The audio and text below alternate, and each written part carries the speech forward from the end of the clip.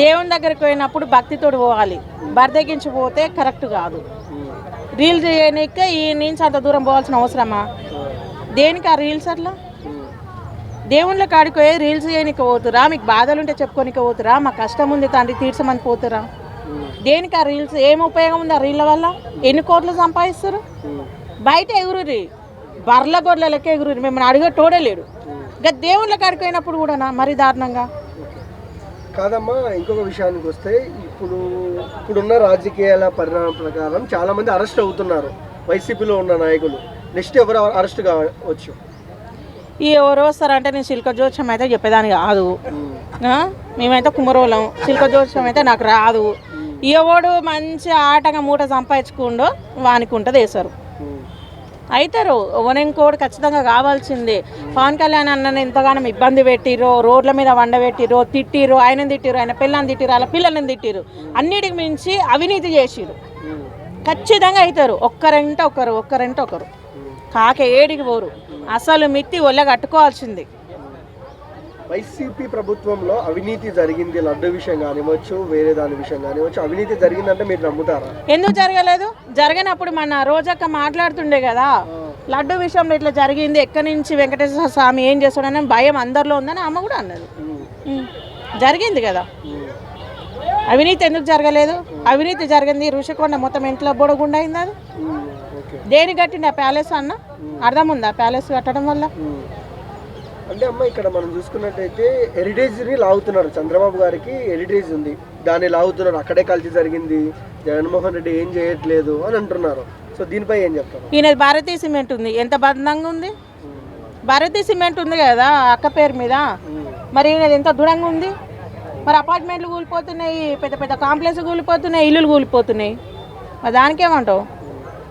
మనది గురిగింజ కూడా నాయన ఎర్రగా ఏది ఉండదు అంటదంట, దాని కింద తెలియదు. అది కూడా గంతి. 2029లో జగన్ సీఎం అవుతారా, చంద్రబాబు గారు కంటిన్యూ అవుతారా?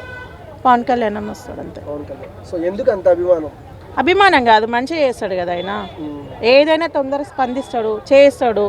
ఆలోచన ఉంది, పెట్టేటోనికే రాజు అయ్యే యోగ్యత ఉంటుంది. ఖచ్చితంగా ఆయనే అవుతాడు. సో అంటే కళ్యాణ్ గారిని జెండా కూలి అంటున్నారు ఇప్పటికీ, జనసేన పార్టీ ఆయన ఉన్నప్పటికీ. ఏమంటున్నారు? ఏ కూలి అయినా కూలి చేసేటోనికే పరిపాలన ఇచ్చేది తెలుస్తుంది. ఇప్పుడు ఈ 2 మైకులు తీసుకుపోయి జగనన్న కాడ పెడితే తా అంటాడు. ఈడెవ్వరు లేకపోయినా కానీ ఆయనకి దండం పెడతాడు. ఓకే. సో అంటే జగన్మోహన్ రెడ్డి గారు ఒక యాగం అయితే చేపించారు. సో తీర్థం తాగుతున్నట్టు ఇలా అని తాగకుండా పక్కకి వేశారు కదా. ఆయన క్రిస్టియన్ కదా, ఎందుకు తాగుతాడు? క్రిస్టియను. అంతకుముందుకేమో నేను క్రిస్టియన్ కాదు, నేను సనాతన ధర్మం అని చెప్పేసి దీంట్లోకి వచ్చిండు. ఇప్పుడు మళ్ళీ అది చేస్తుండు.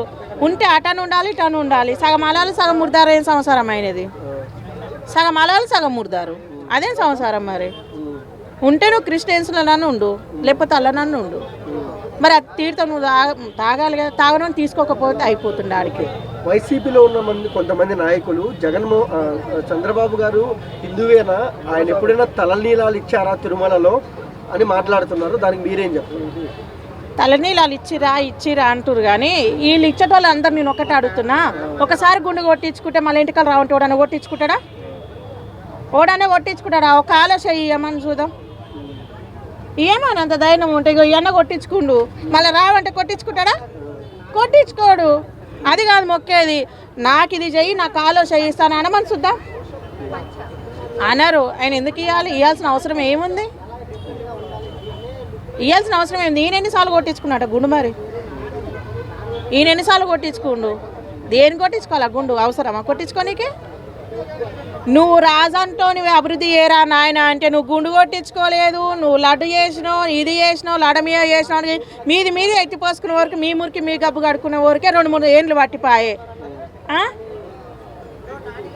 ఆ పార్టీలు ఉన్న వాళ్ళకన్నా ఆయన సాయం చేసిన పాపను పోతుండా? పోనీ ఎంత చక్కగా కట్టుకున్నావు పంచ షర్టు.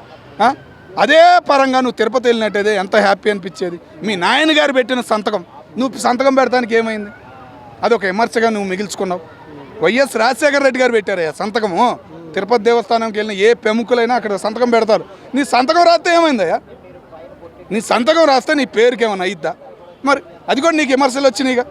ఏది దొరికిద్దా అని చూస్తున్నారు సోషల్ మీడియాని. ఎల్లో మీడియా అన్నావు కదా, ఆ ఆ మీడియాకి సరైన సమాధానం చెప్పేటట్టు నువ్వు తయారవుతే బాగుండిద్దిగా సొసైటీలో. నువ్వు ప్రతిపక్ష నేతవే, అసెంబ్లీకే రావట్లేదు. ఎన్ని సమస్యలు ఉన్నాయి, సూపర్ 6లు అమలైనయా, వాటి గురించి మాట్లాడుతున్నావా? ఏమీ లేదు. ఇదేమంటే టీడీపీని నువ్వే ప్రోత్సహిస్తున్నావు, కూటమి ప్రభుత్వాన్ని నువ్వే ప్రోత్సహిస్తున్నావు అన్న ఫీలింగ్ జనాల్లో కలుగుతుంది. అది పరిస్థితి.